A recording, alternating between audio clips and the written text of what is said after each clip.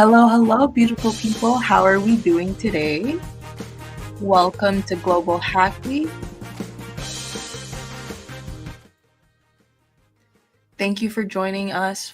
It shouldn't be cloud. Thank you for joining us to have Global Hack Week beginners design and build a personal website. I had originally said we'd make it with React.js, but you'll see why in the following slides. We're switching to Next.js. It'll still be very beginner friendly. All the syntax that you'll need, I will be giving, so don't worry about that. So we will be going along. Hi, my name is Isa. I am a coach here at Major League Hacking. I use she, her pronouns, and a fun fact about me is I've seen a lot of anime. Awesome. Hi, Moose. Thanks for dropping by.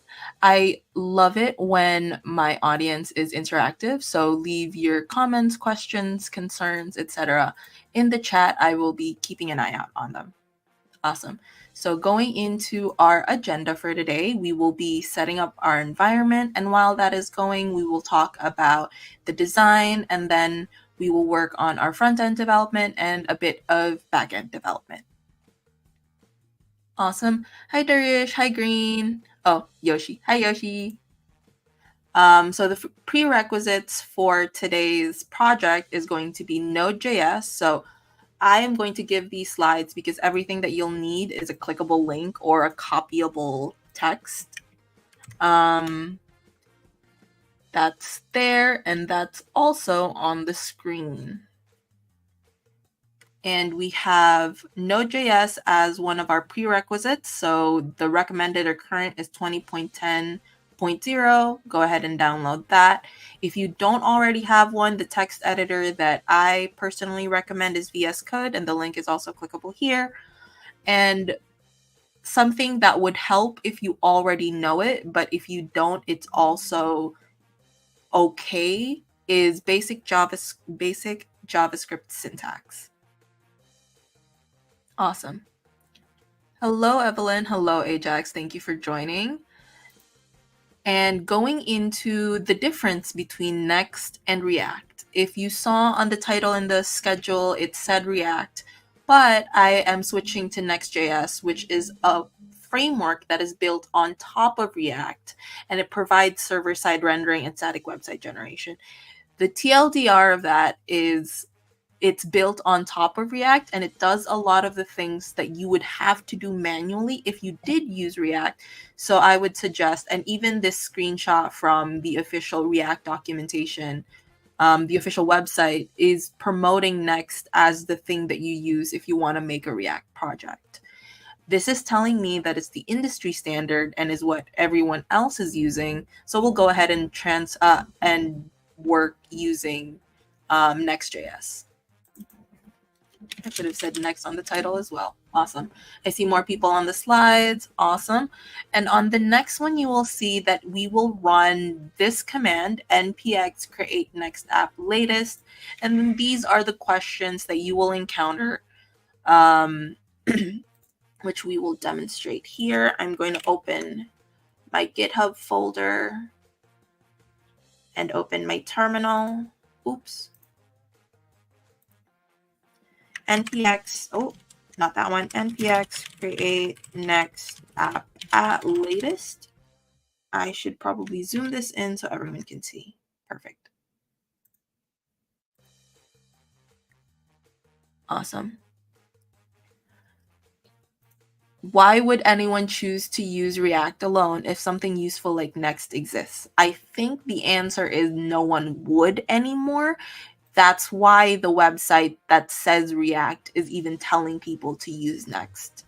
I was trying to look for the command that specifically said create React app, like just wanted a refresher, and I couldn't find that page anymore because Next is the way to go for like the industry standard today. Awesome. So I'm going to run this, and the questions that it is going to ask is going to be the same as on line 7. So I'm going to say yes to my app, no to TypeScript, yes to ESLint, yes to Tailwind, no to Source. One thing that's different from the default that we are doing is we're saying no to the app router, because that is fairly new. That's probably 2022 or 2023. No, we're 2024 now, so it was either 2023 or yeah.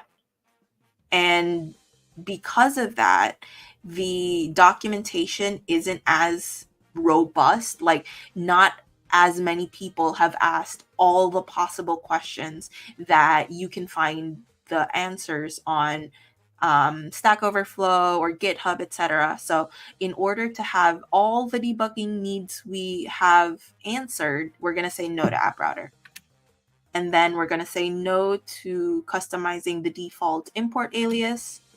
And that's going to run it for us for a little bit. In the meantime, does anyone have any questions, concerns? Feel free to put them in the chat.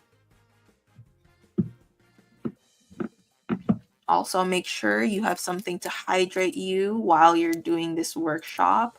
We take care of our health here at Major League Hacking. And I have a probiotic drink. It's kind of like Yakult, but I guess a side brand of Yakult. But I like to think of it as Yakult. Awesome. That ran for me.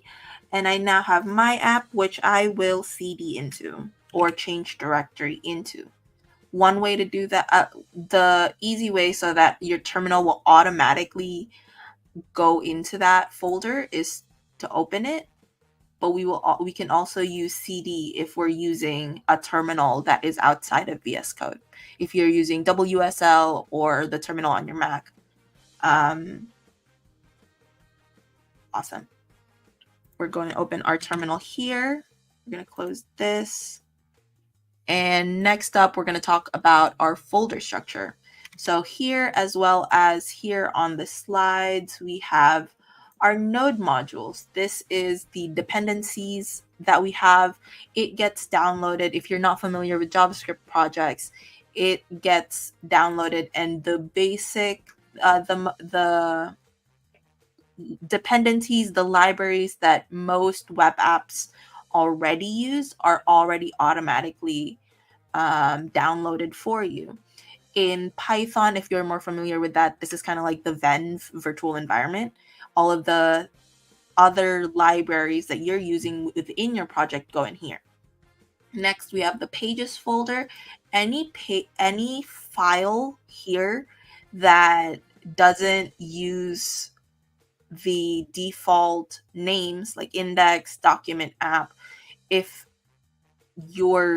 that file name becomes the URL of that page. So any file in pages automatically becomes a page.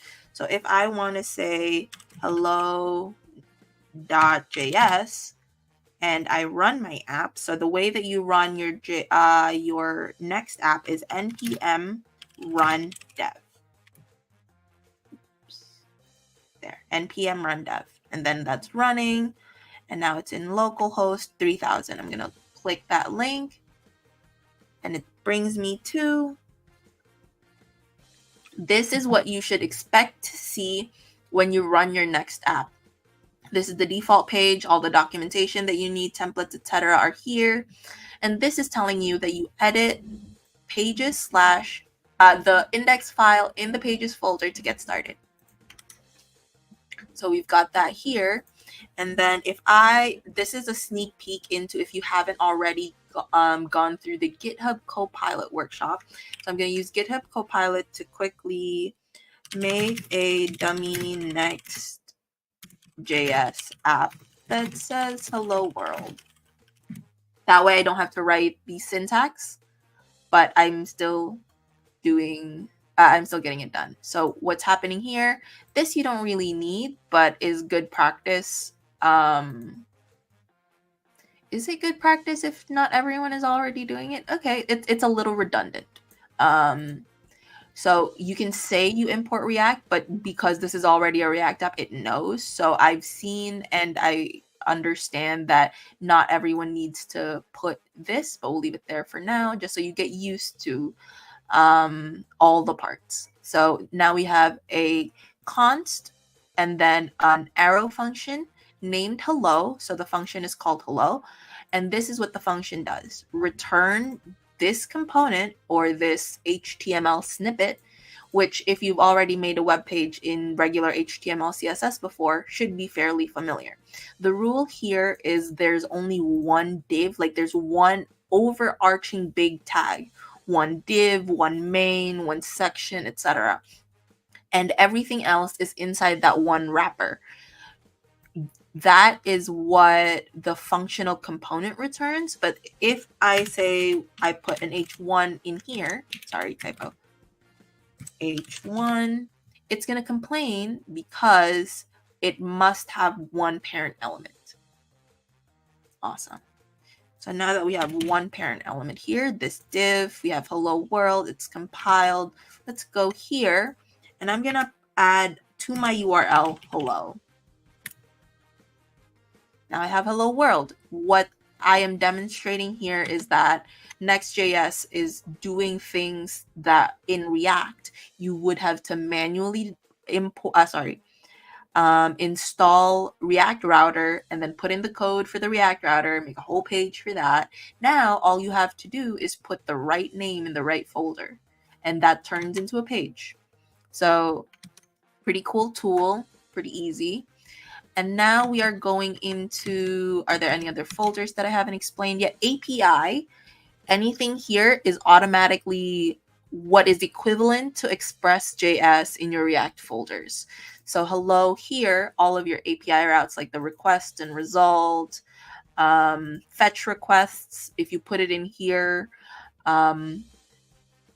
it automatically understands that that is your backend and it will run it as such. So that's pretty cool. App.js, document.js, the underscores, remember that as the ones you may not want to touch unless you know exactly what you're doing. So those you can leave them be. They are defaults. I've never had to change them unless I knew exactly what I was doing for an overwrite or something a little more advanced. But for the purposes of what we're trying to do, which is build a personal website, this will be fine. Awesome. Public is something you don't really touch, but that happens when you build it into a static website. Styles is where your CSS files can go if you're using CSS files, but remember that Next comes with Tailwind CSS. So you may not even need to use CSS files because you're using the Tailwind class names. Awesome.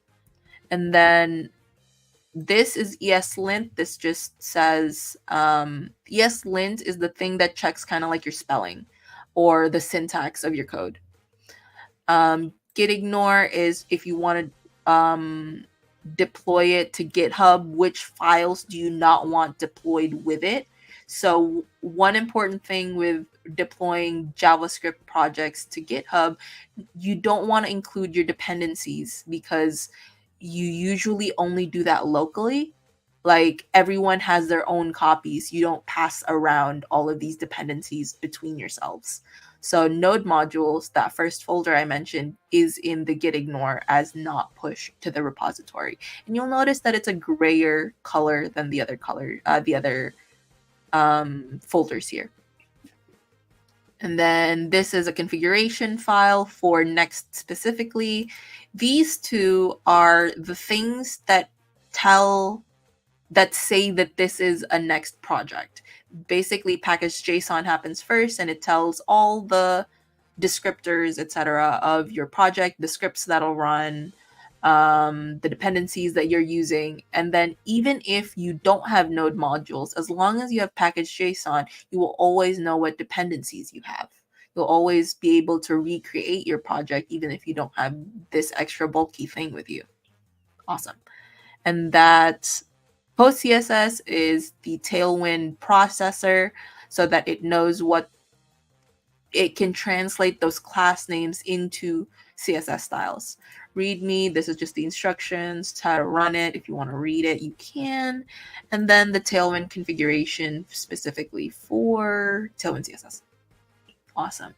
I've gone over the folder structure. If you have any lingering questions about that, feel free to put them in the chat. In the meantime, I'm going into the design.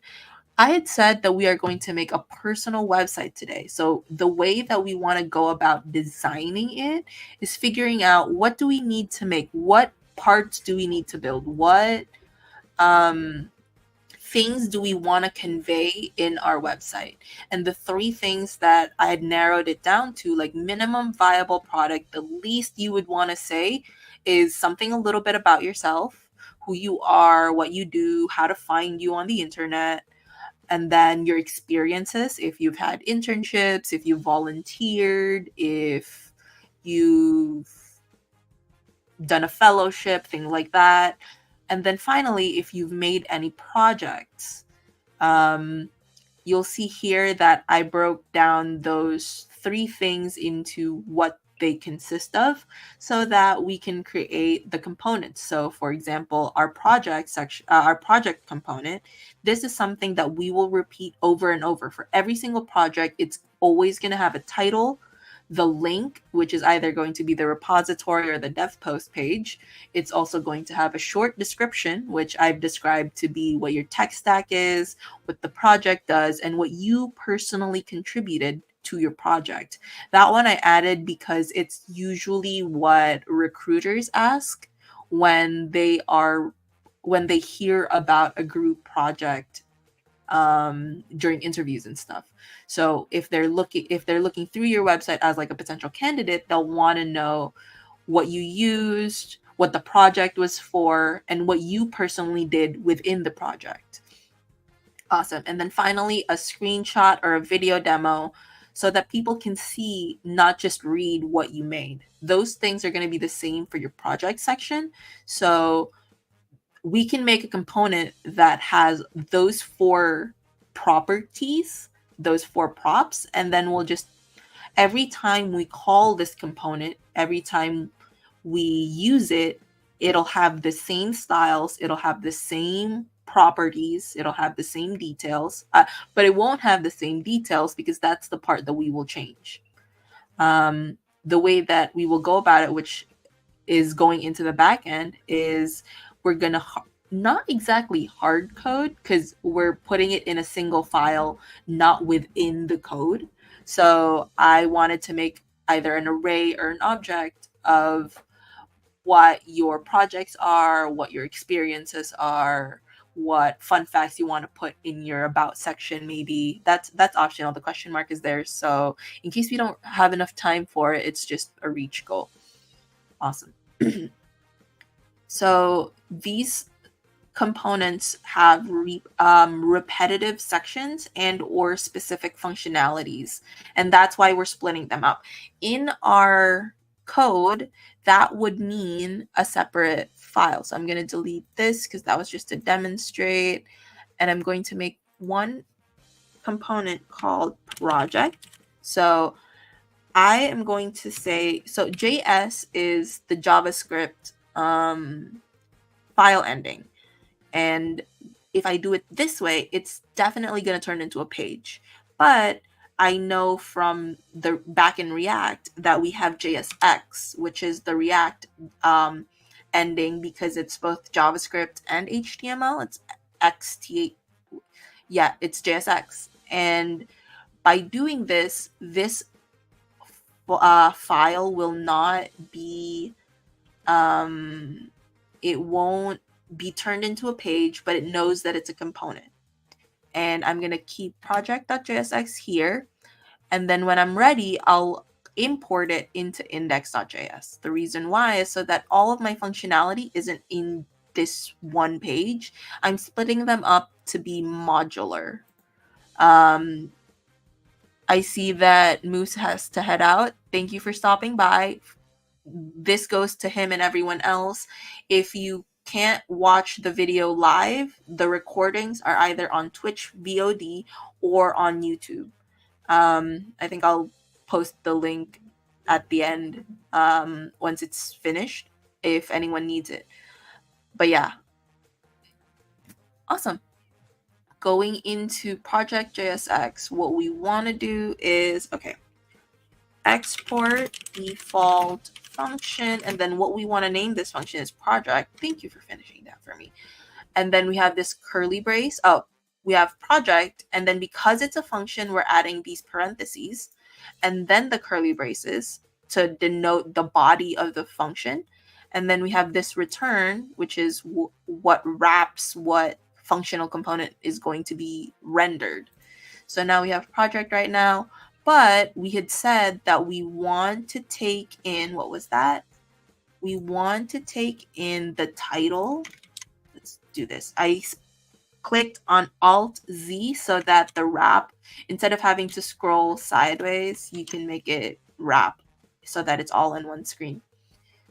Awesome. So we have, I'm going to add into the parentheses my props, which is title, link, description, and image. For now, we'll leave it at image, but then you are free to edit your code so that it can also receive a video demo if you have those.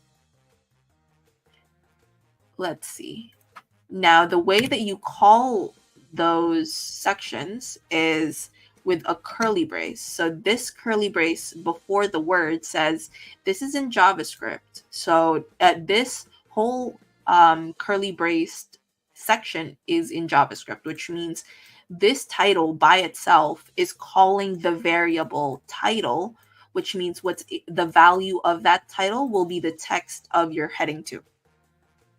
Awesome. I can do the same. I probably don't need this line. And I can just say this is my first heading. And then I can say the link. And then I want to say link. Let's just leave it like that for now. And then let's close our link. This is our description.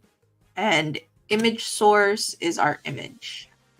And the reason it's complaining is because, so this is green instead of red because it's a warning, not an error. And the reason why it's complaining is because img is an HTML tag, but it wants us to use the next one, which is import image. Finish it for me. There we go. Import image from next/image, which will now be used here. We'll just say image. Ta-da! Okay, let's check on our page.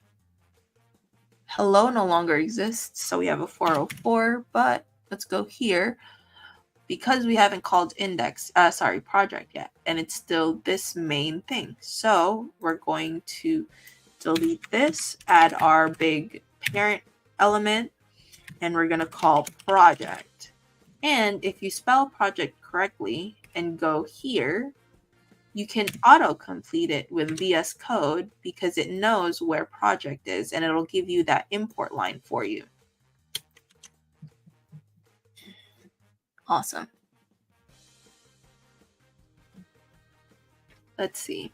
We have our project, we have our link, but it's missing title, which now we will put, let's say, project 1. And then our link is https github.com. And then what else did we need? What else did we need, friends? Description. Let's clean this up a little. We can clean this up by doing this. Ta-da! So now we're at description.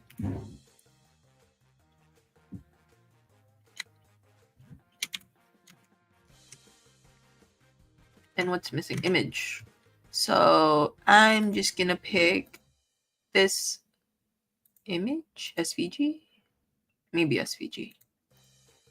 Copy relative path and say import icon from. Let me fix this. And this is, and now we can say image is equal to icon. Now let's try that again. Image didn't show. You know the favicon shows, so let's try that.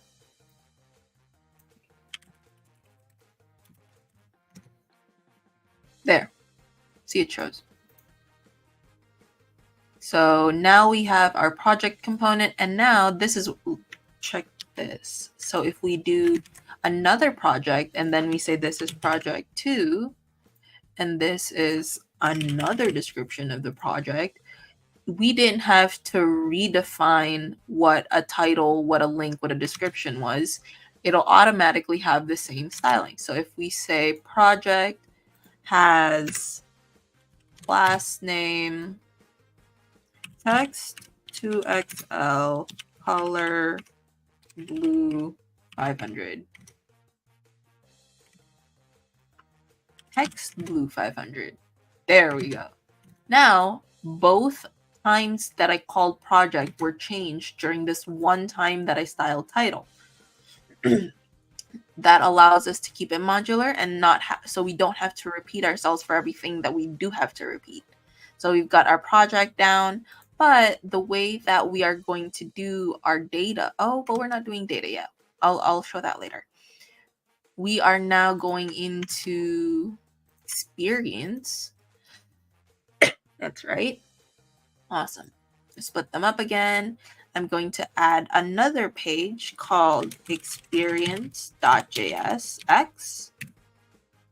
And for here, I'm going to say, well, I don't think I'll need an image for experience. This is going to be a text heavy component. So I'm just going to say export default function experience. Let's wrap that.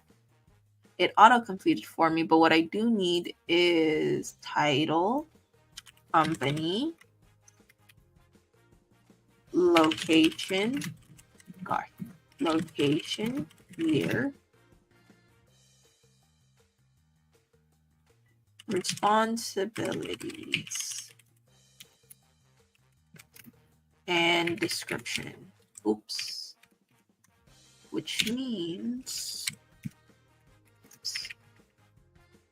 now we're going to see return. Yeah, we're going to see return.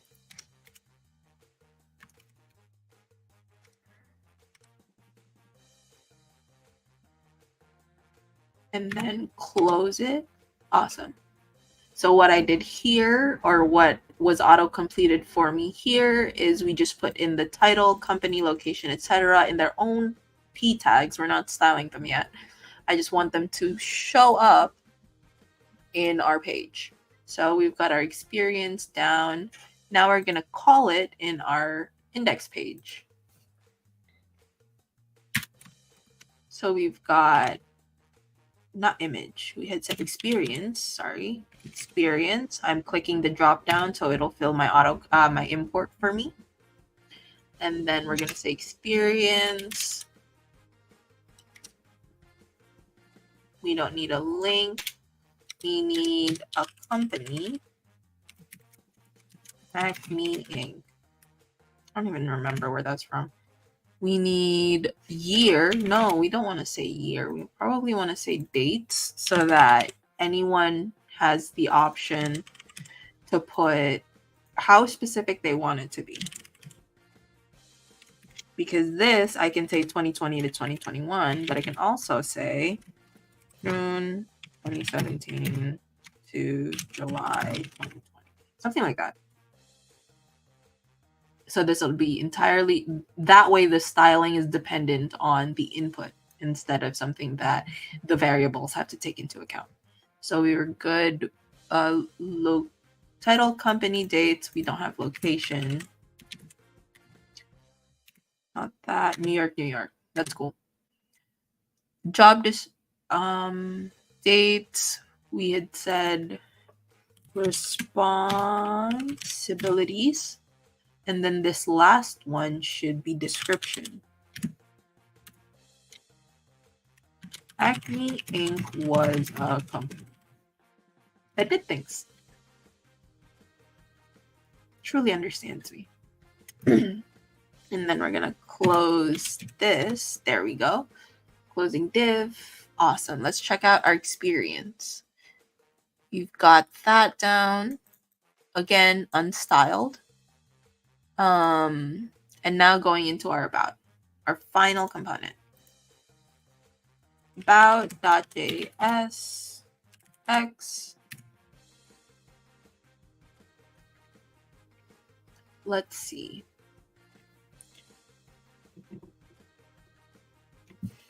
Export default function. And then this is going to be called about. And my props are links, which is going to be an array of the links that I want to have. Let's see. Blurb. And then facts, which I'm going to leave as an empty array so that it's optional.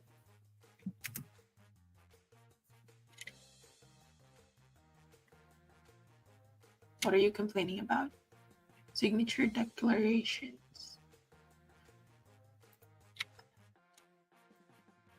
I can't do that.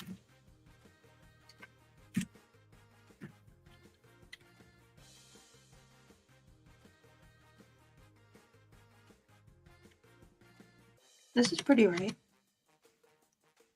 Let's close this and take a look at this.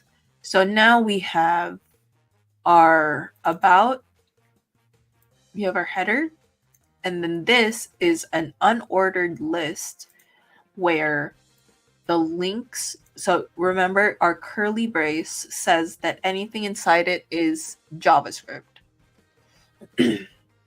I am so glad to hear this. That is exactly what I am going for, and I hope I keep it up for y'all. And feedback, questions, etc., all very welcome in the chat.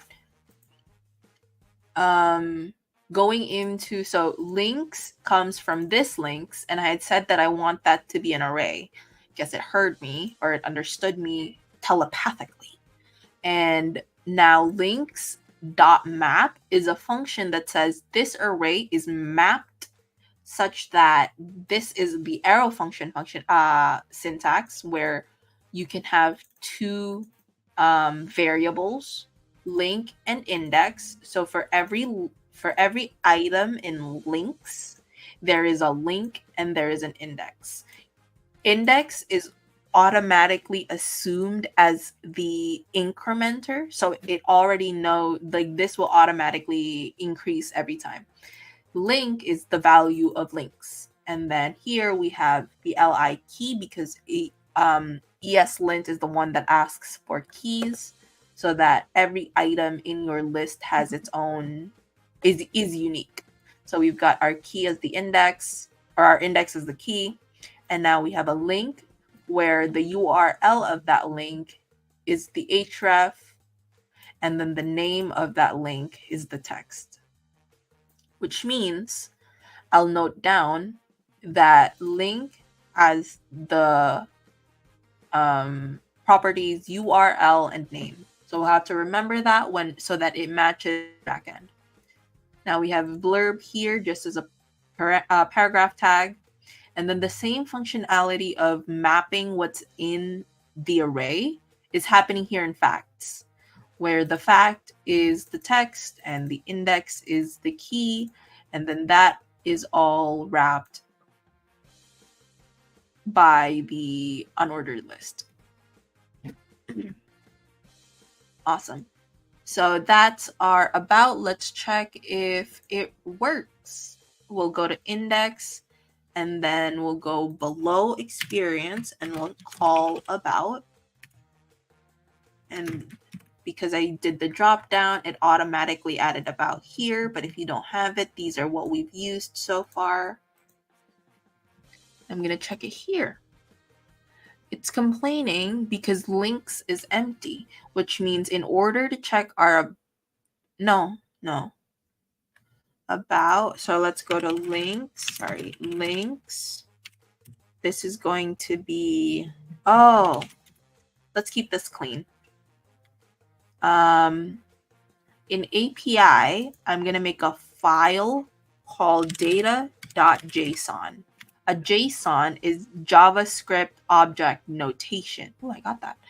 And what that basically means is a dictionary file. Like, think of a Python dictionary. That's kind of what a JavaScript object is, a JSON. And some syntax might be slightly different, but the way that you use them is pretty much the same. This holds our data, and the way there's we can type it in manually, but since either we've already been through the GitHub Copilot workshop or we're about to after we've seen how cool the things it can do for us is, I'm going to use GitHub Copilot to say, create a JSON with data for, we said projects, links, projects, experiences, and social media links. The projects will have, going back to our slide, will have a title, a link, a description, and an image. The experiences will have a title, company, location, year, dates, job responsibilities in string format. I've found errors having to do that before, so now I'm specifying in string format, and company description. Excuse me. Rip shot. The links will have, we said, can't open it. The links will have name, URL, and name, which is the text.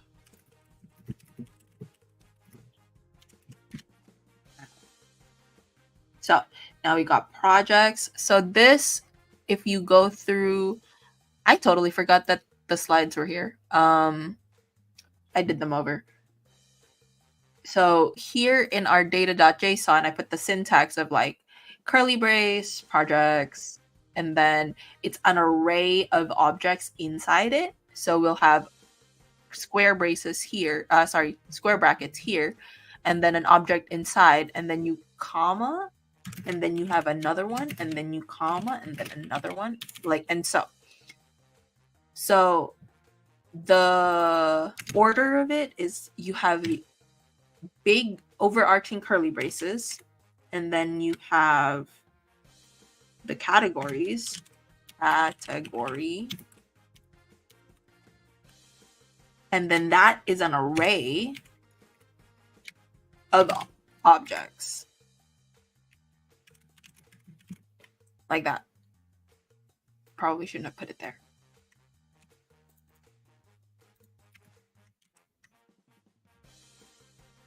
There.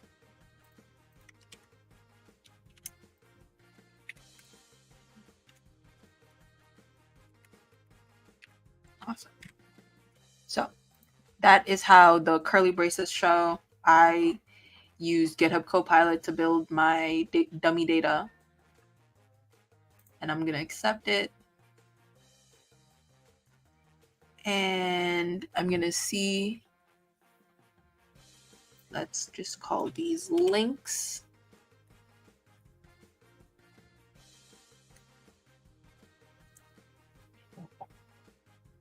And I think I can do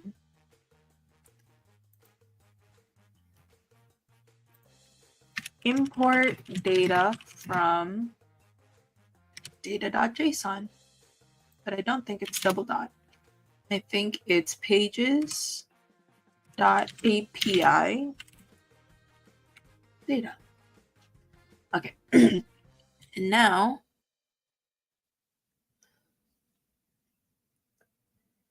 about, and then links is equal to data.links. Let's add dummy data for facts because it's complaining. And the way that you do that is you right click and then you say Copilot, add dummy data for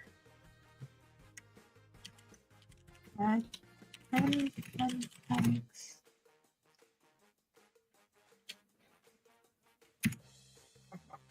Let's see if it'll understand that it's within the JSON. There we go. Okay, that's fair. That counts. And then we're going to match the files. So this is facts. And here I'm going to say facts is equal to data.fact. And what's happening here is data, this data comes from this data, which is the whole file. But then we're saying .links, .facts. That's the first category before the arrays. And then you can say .experiences and .projects. And that's what that's going to call. So now I have all of my links and all of my fun facts, and all of that was mapped out. And didn't have to read, copy and paste anything. You haven't seen me copy and paste anything yet. Awesome. So now we have all of our information. Wait, actually, let's pull all of our data from our file. So we're gonna get curly braces, and then we're gonna say data dot experiences dot map. Let's try that. Nice. Experience. And then what are we doing? Thank you for completing it for me. All experience. Why are you complaining? Missing key. So we're going to say index. And we're going to say key index. Because it complained. And now it didn't. So we've got key, title, company, location, dates, responsibilities, description. We've got those down here. And then let's do this again. Let's make this bigger. Let's do it again for, I don't need that. Let's do it again for projects. There you go.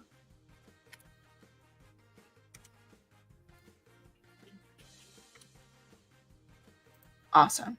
So I've got data.projects.map, and my project is that, and my, what's complaining?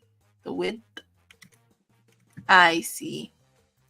So this is saying image is requiring a width property, but my image doesn't have a width property. So I'm just going to say width 100px. We're styling it later. We are styling it. Oh, I can just say 100 probably.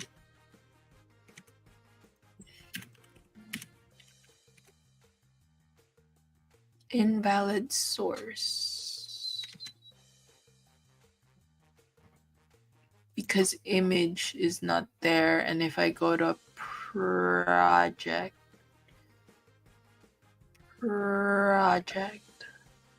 it's complaining because maybe data doesn't have a real image. Yeah.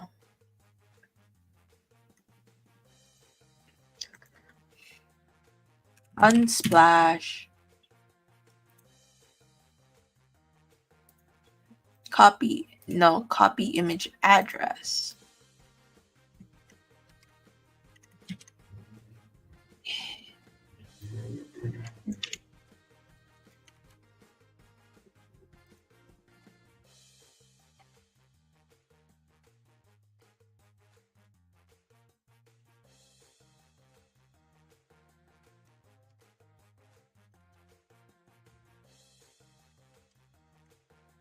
And the reason why I'm cutting it is just because I think the rest is metadata.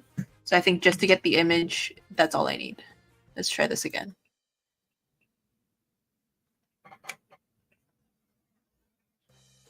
Is not configured under images. Let's try, instead of like that.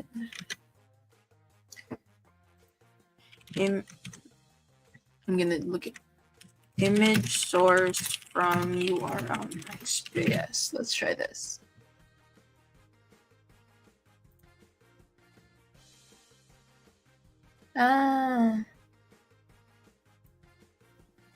Next config JS module exports.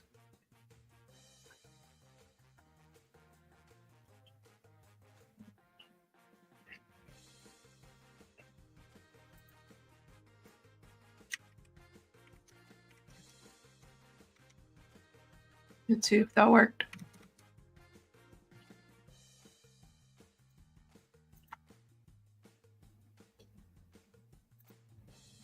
It is now. It's complaining because of the images I'm using, but I don't even need to use that image. So, let me get something from Google Images right now.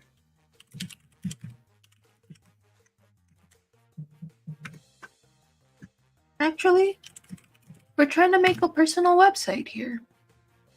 So let me get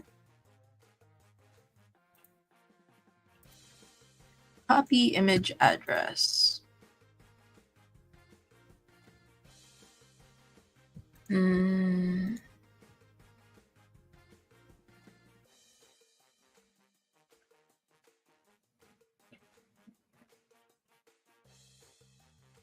So right now, it's the way that you import an image is if you have the image itself locally. I'm trying to do it with a URL instead so that our project is not as bulky. But if I don't find an easy answer, I'm just going to download the image and then you can do the same.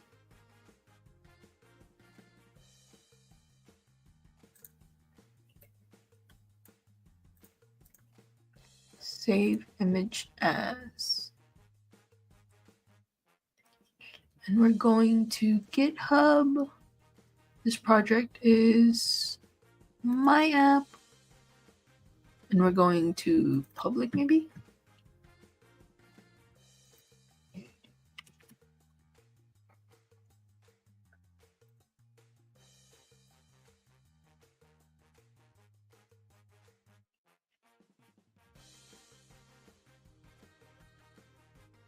And then I'm going to get one more image, friends, and then we'll be good to go. I'm getting one from an actual project, that's why. Save image. Let's pick 2. And there we go. That should be enough. Let's try this again. Copy relative path. And then let's go to data JSON.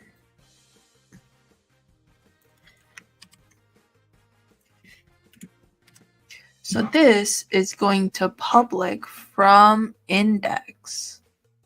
So I think we go up 1 from pages out into public. Yeah, this should work. Let's try this with 2 then.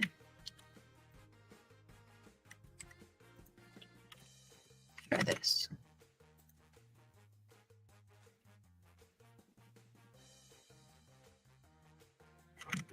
Needs to start with a leading slash. Let's try that. There we go. But the image isn't showing.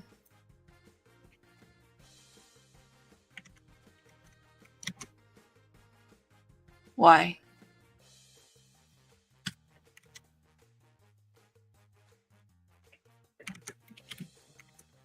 Has to be a leading slash.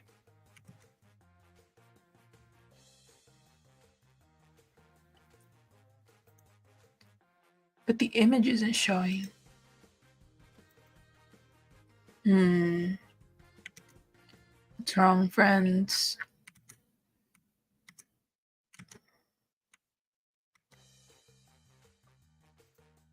Let's check the console, maybe?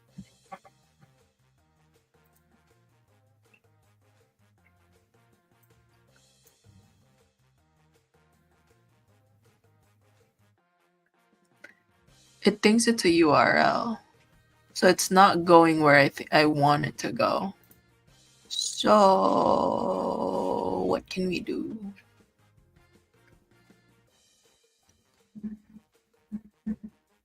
One way to do it is to separate the image, but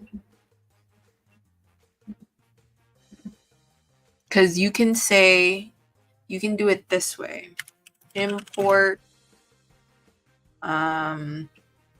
Raj from public 1.jpg. Did I say JPG in the JSON? Yeah, I did. I don't know why it's wrong. Look, if you do this, it will show, but it's going to be the same image every time. With what I'm trying to do, the link doesn't work. But if you import it like this, it works. Let's keep thinking about this, friends. How else can we solve this?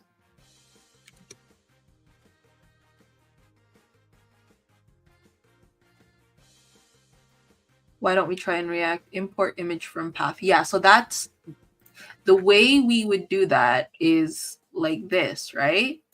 And it shows here, right? But when we map it out, it has to come in a standard way. Like the text has to be straight from here.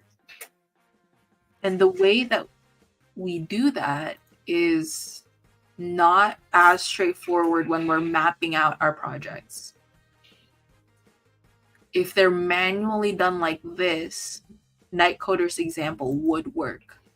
But once we're doing it this way, we'll have to look for another way. And that's where I'm stuck at right now. It's not that funny. Let's see. What can we do? For now, let's leave the image by itself. It won't make for the prettiest project or like the prettiest website, but we'll try to fix it in a bit. How about that? Sure. So GitHub Copilot has a paid tier, but Major League Hacking is providing it either you can get it through MLH, which is an expedited process, and the code is available to all MLH hackers, or you can get it with your school email using the GitHub Developer Student Packet. Yeah, exactly. That's GitHub Student Developer Pack.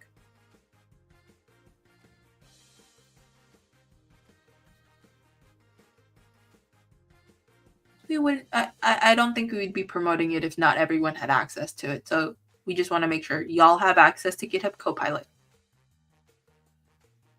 Let's see.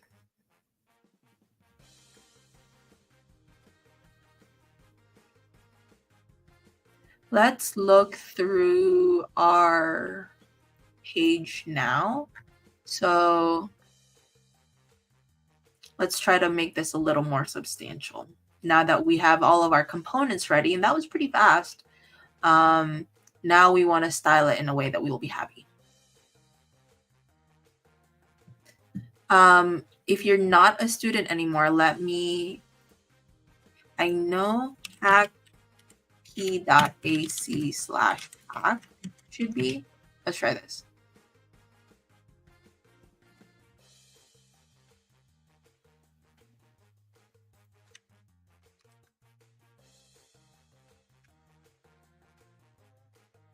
For those who are wondering about GitHub Developer Student Pack and GitHub Copilot. But it is for students. So students, teachers, it's GitHub Education. how to use GitHub Copilot in VS Code. Let me show you. You go to extensions and you go to Copilot, and then you pick Copilot. And then when you enable it, you log in through the web page. So once you already like your GitHub login has access to GitHub Copilot, once you log in with your VS Code GitHub, you'll have Copilot right there. Awesome. Anyone else have any other questions?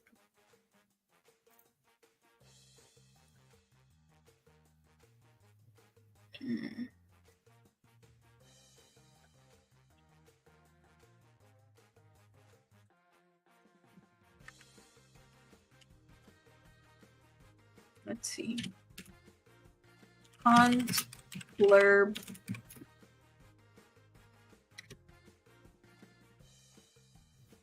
I let that autocomplete for me, but this is another best practice that could be useful.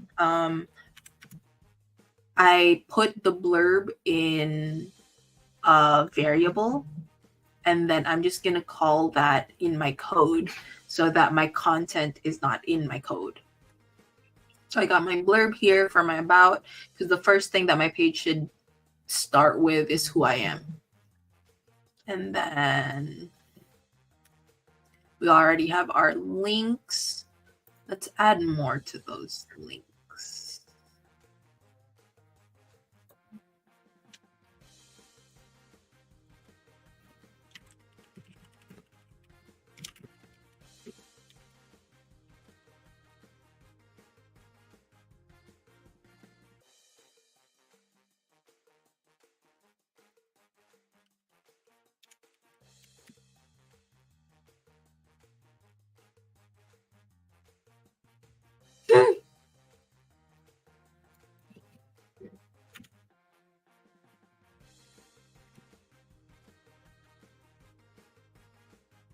Oh well.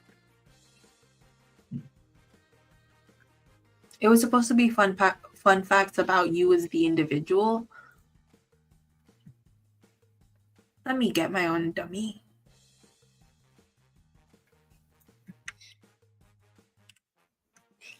In GitHub and portfolio public.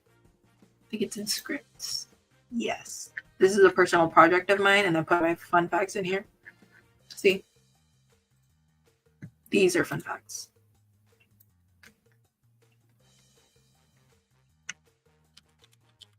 And it's old.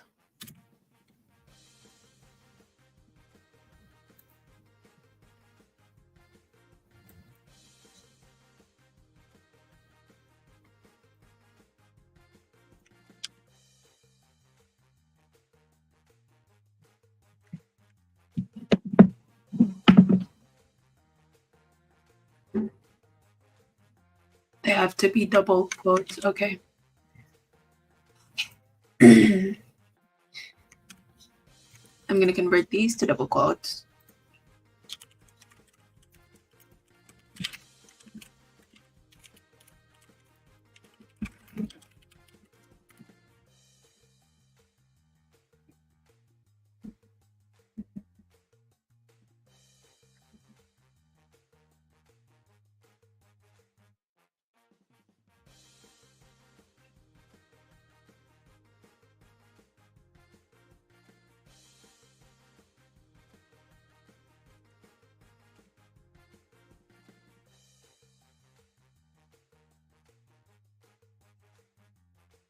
It's in JavaScript, so I could do single quotes, but now it wants double quotes.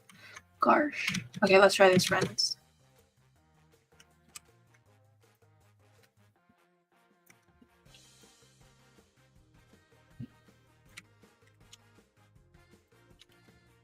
That's tedious.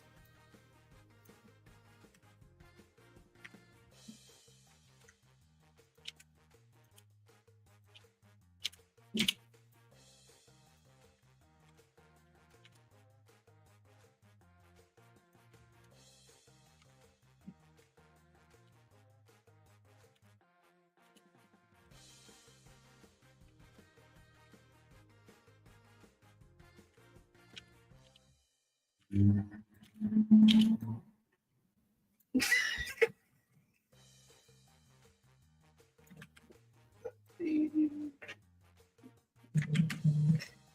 then we're going to remove these since we don't need that anymore. And then we'll close this. Let's call that my fun facts.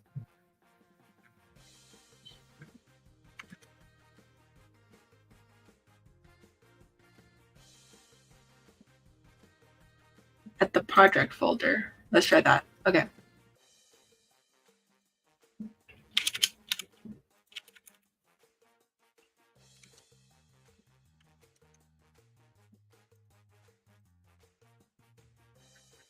Nah, still there. Nice try though. Let's keep trying on it. I'll leave that in the back burner and then give me 1 second, friends.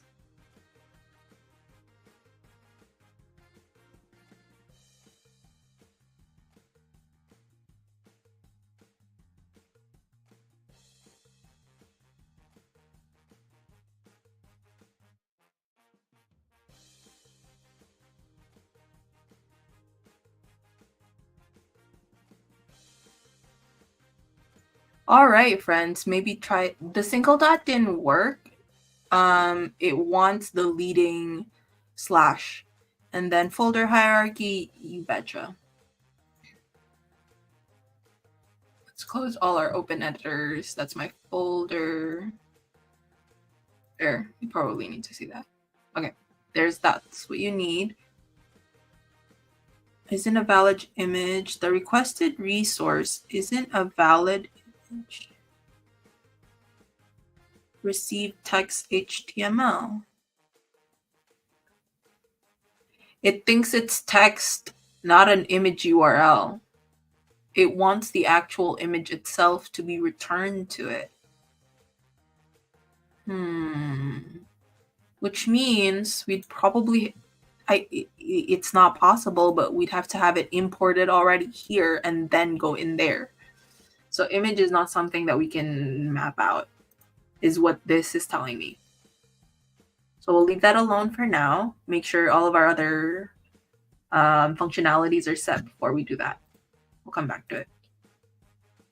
So we're at index and we want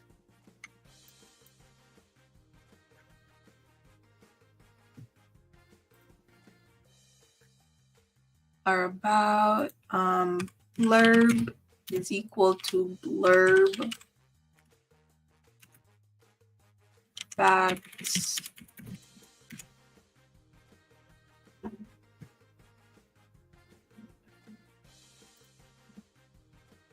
being hosted somewhere. So use URL, right? That was initially what I was going for, but the URL didn't work inside the JSON. When I tried Unsplash, it gave me it wanted me to mess with config.js and change module exports to allow every single URL. Not every single URL, but like every root, like Unsplash, Google, like those have to be manually mentioned in module exports. So I don't think that's what I want to do either. Okay.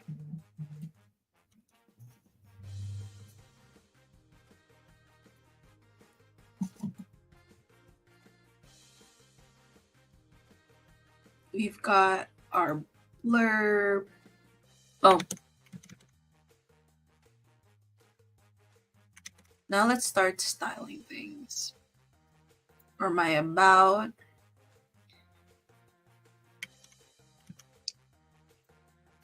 About me.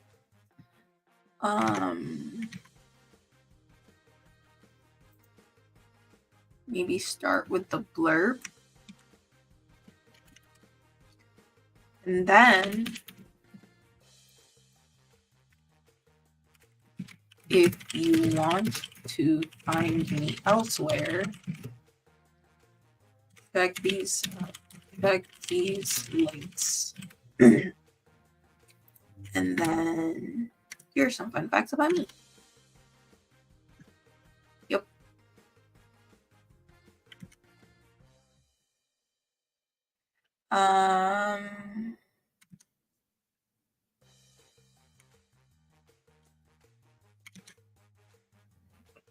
Let me erase these guys because we don't need them anymore.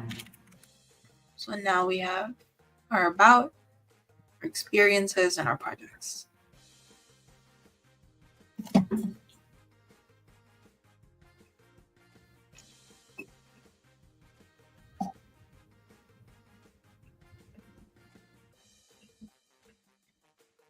We've got our about me.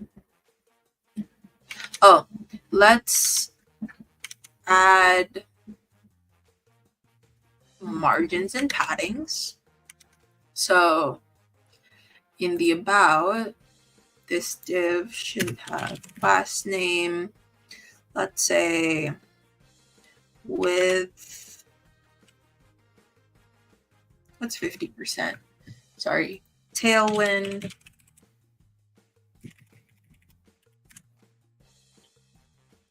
And we're looking at with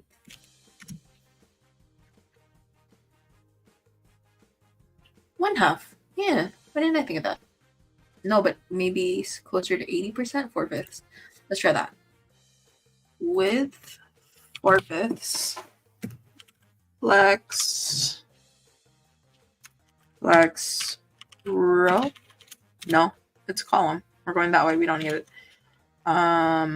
But the wrapper is going to, oh no, margin X auto, which means it'll center. Margin Y 4. Let's try that. It went vertical, so we'll say flex call there. And then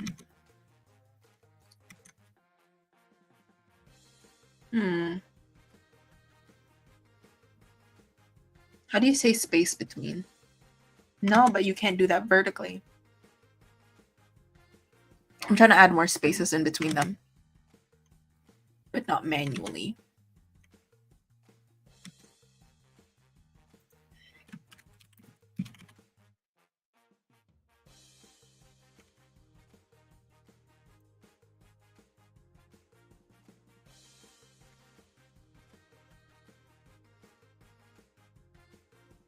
That'll work.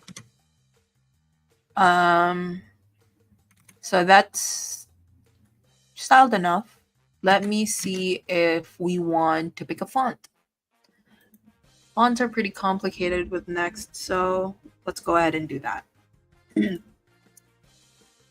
Go to fonts.google.com, just here, and then pick a font.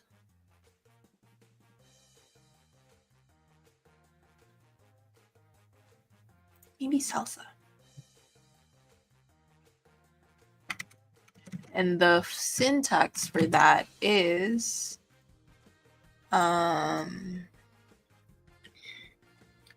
next fonts Google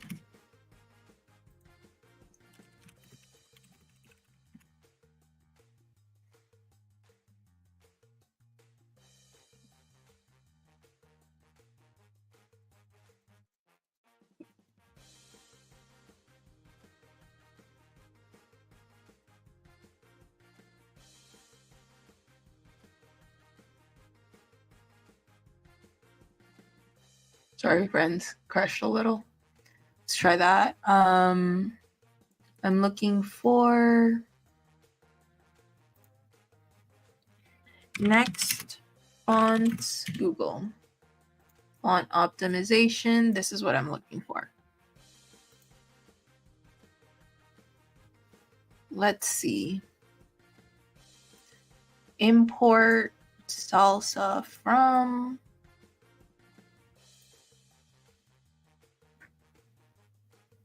wherever enter was. We're replacing it.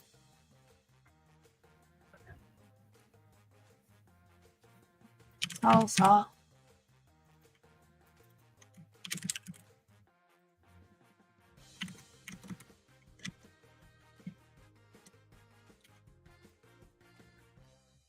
$400. Wait, 400, is it Latin? Probably.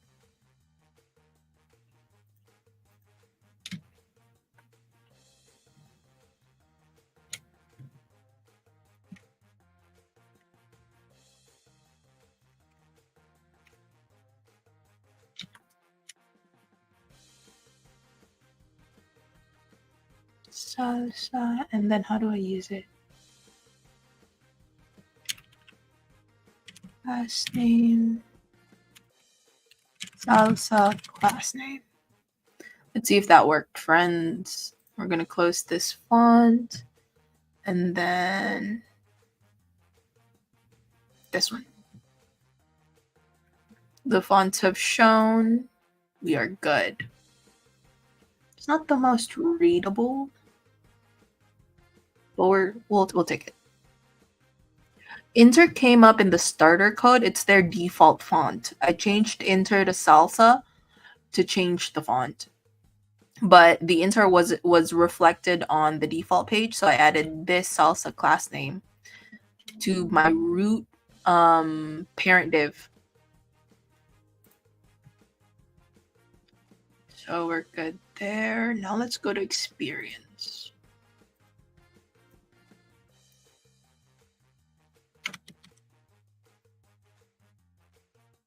Let's go to experience.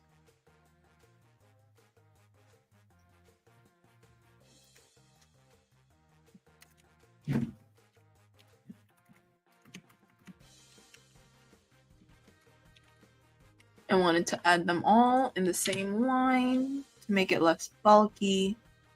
Dates, good. Why are responsibilities and description not there? Let's check on data. Because experience is looking for responsibilities, and experience is looking for description.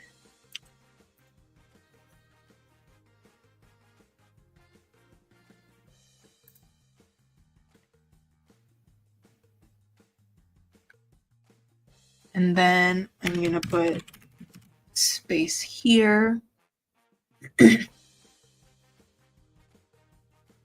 And then class name.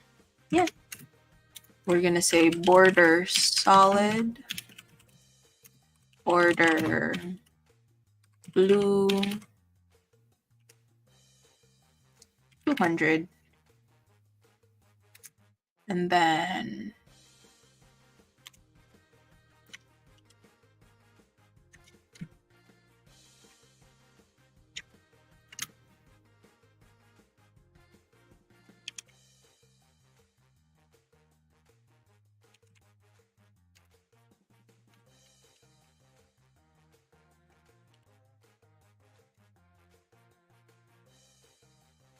why isn't the border working?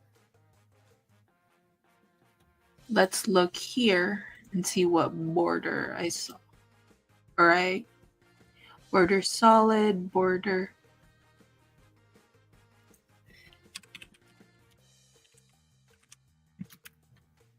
Let's try that. There we go. And then let's keep styling it. Margin, no, MX auto, MY.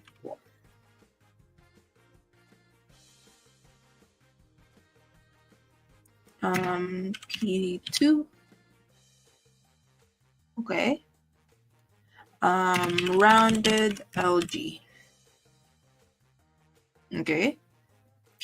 Maybe let's do, where's my border? Let's do border 1. Nope. What was that border 2 for?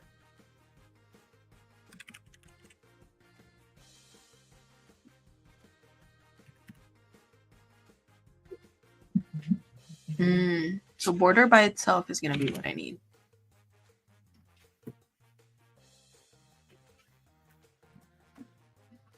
I like it better this way. Let's keep it this way. Let's see. How are we doing, friends? I got a little silent while I was styling.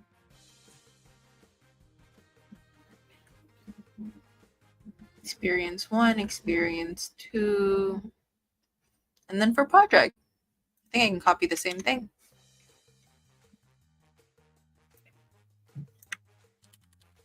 Let's go to project, replace this div.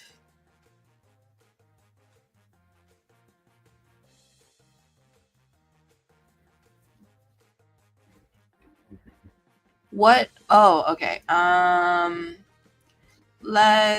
What other functionalities can we add? We haven't fixed the image yet.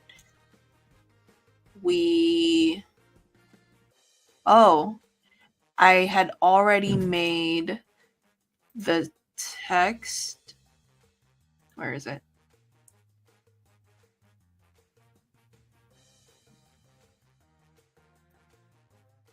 So in my slides, I had this for project.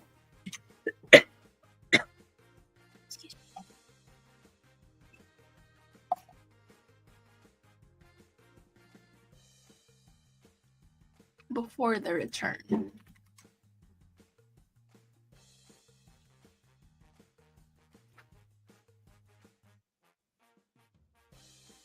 And flex call. Let's fix this.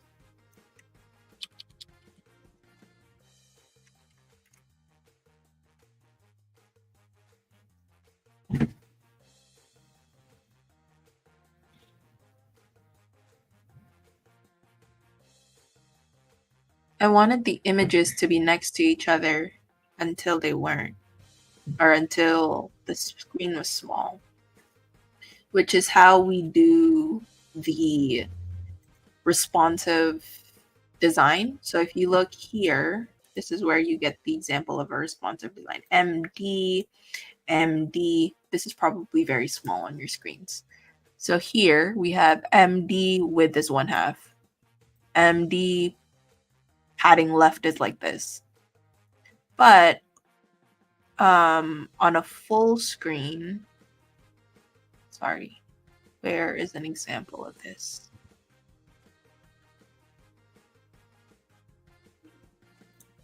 This whole thing gets width full if it's a big screen. Otherwise, each of them get half. Sorry, width half. The whole thing is width half. Otherwise, each one is half. Is how this module or this responsive design is working. So we've got that, and we're going back to our project. And this is how it looks right now, where they're next to each other. But we wanted it so that, let's get this for the image actually. I think all would stay fine if we do this. Now let's check on, so this is where the image would have gone. And then this is where our descriptions are. And then when we go mobile, they're still right next to each other. Or sorry, in a row. So we've got our projects down, our responsibilities, our experiences. The only thing we're missing, we've got one more. In our about, we had allowed for fun facts. And in this about, we can have our fun facts be we can make it so that only one of the fun facts will show. So let's try and do that for our about. So we'll add these. Now I'm pasting stuff, but you have these in the slides. I got the use state, which I'm gonna need use state from there. This is when import React from React is useful, because we also need to import use state, which is a specific functionality within React, and that's why the curly braces are there. So we've got to import data from data.json. Yeah.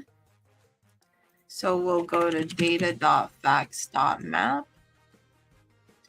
And then let's try this again. Data.json is not showing because it's API.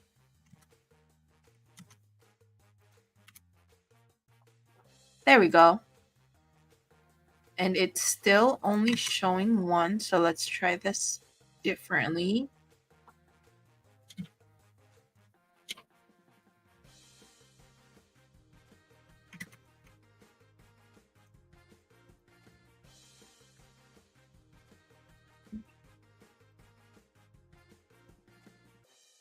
This one is what we're missing. So after the blurb,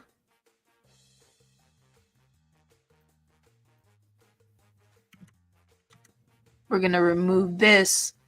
This section maps our facts, maps all of our facts.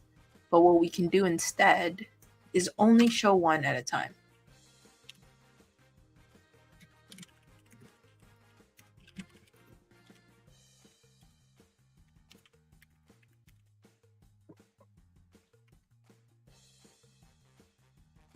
And now we can click here. Fun facts data is not matching data.links. That's not what we want. We want data.facts. Let's try that. There we go. That's what we want. We've got our functionality of our fun fact down. We might want to style our button, class name, let's say border 2, border blue 200, border solid. Let's try that. And then width,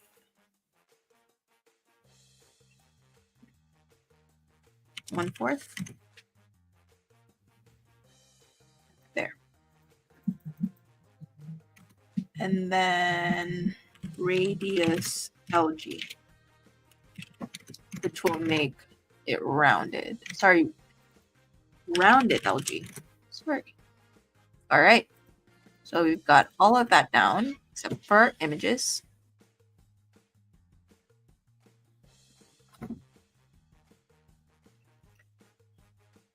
What else do we want?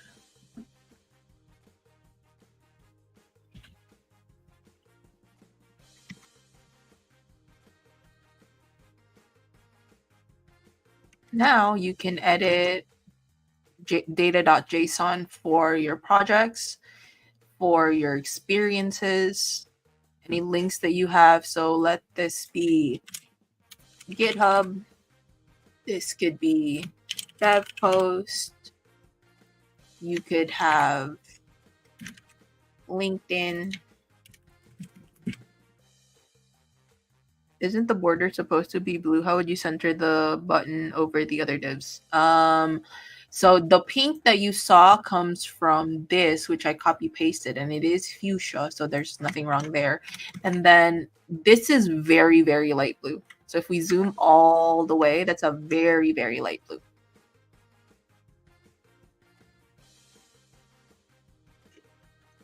Awesome.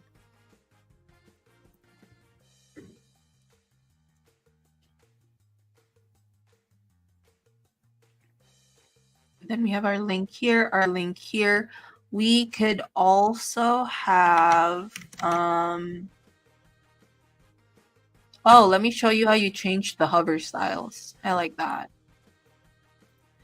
You can say, okay, and then color is, let's say, blue, right? And then, oh, text decoration. I hate it when it underlines. Text decoration, none. But what'll happen is when you go to a hover, text decoration, I don't like it when it underlines. And then we'll say color say pink. Fuchsia. So when you, let's reload that. When you hover over it, the cursor changes and the color changes, but you don't see that underline that's really thick at the bottom. Awesome. What other things do we want to learn today, friends? Oh, you want access to the code. So we are going to upload this to GitHub. GitHub.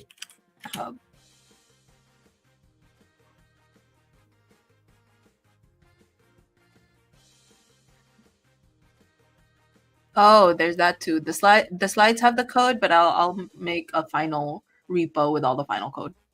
Is everyone happy with what we have here? It's not like as clean, but once you put in your data, once you put in your projects, it'll show the way you want it to. Is there any other functionality that maybe you want to try? I could change the the scroller bar. What else do we want to learn?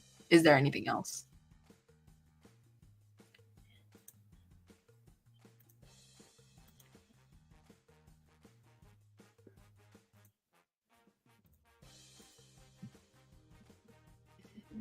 MLH, no, GHW beginner. Design and build a personal website. Today is January 24. README license, get ignored. Scroll bar, noted. Okay, let me get that to you. I have Control O. Download, no. GitHub. Portfolio. Styles. This is Aerobio Styles. My WebKit. I'm going to explain once we change what needs to be changed. So this is the old one. This is what we're using right now. So we have 4 WebKit scroller bars here. This is the main one. And all you're going to say is how wide you want it to be. And then this is the track, which is like the non-highlighted parts, like the back itself. So I'm just going to call it gray. And then the thumb is this thing that you're moving around. When you're not touching it, what color is that? Let's call it teal. And then once you're actually holding on to it, what color do you want that? That's what hover is. So let's say orange. Now, if I go to my website, now I have my teal to orange right here. It gets rid of the buttons at the bottom, but I feel like it's cleaner this way. What do you guys think? My GitHub, noted. Let me give you my GitHub once this thing has been set up.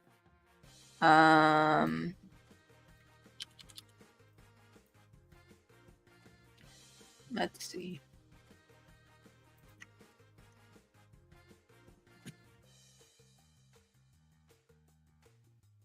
Now you do. That is what we are here for. Love to hear it.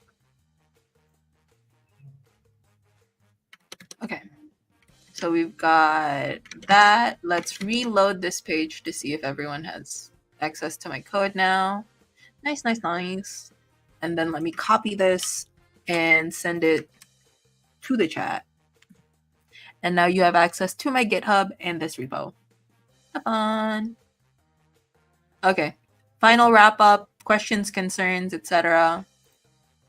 If you want, my LinkedIn's over there. If you want to practice giving the, the invitation notes, you can do that as well. What else?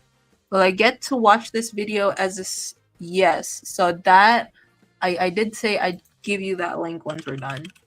So I'm gonna give you that.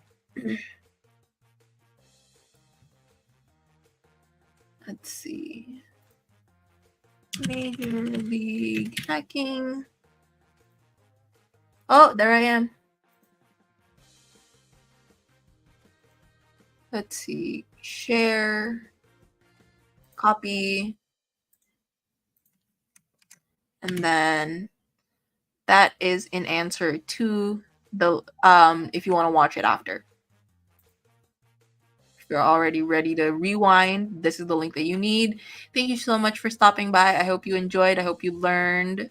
Oh, there are sometimes people have been DMing me for like debugging questions. There's that too. So if you really want to try this, I am here to help. And yeah, thank you so much for stopping by, friends. Have a good rest of your Global Hack Week.